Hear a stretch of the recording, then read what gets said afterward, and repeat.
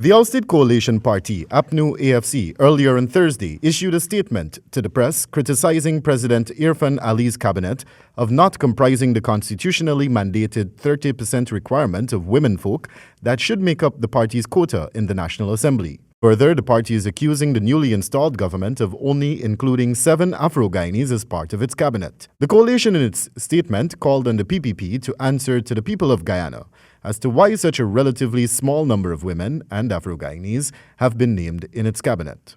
The party also submitted that this move is in stark contrast to and a backward step from the 11 women ministers who served in the Apnu+Afc administration.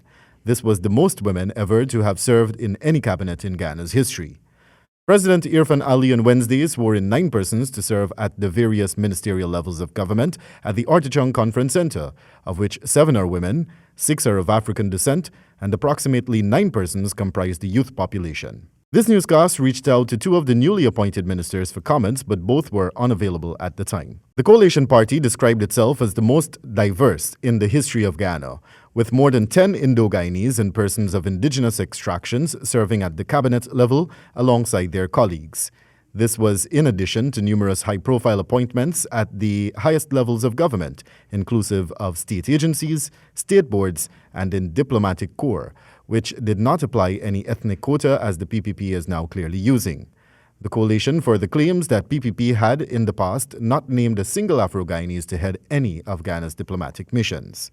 The Apnu+Afc says it is not surprised by the extreme lopsidedness of gender and ethnic diversity in the PPP cabinet and the application of what appears to be an ethnic and gender quota. It also speaks to the lack of depth and diversity in the PPP's leadership and among their own ranks, which will invariably result in flawed and partisan decision-making that will impede Guyana's growth and development rather than enhance it.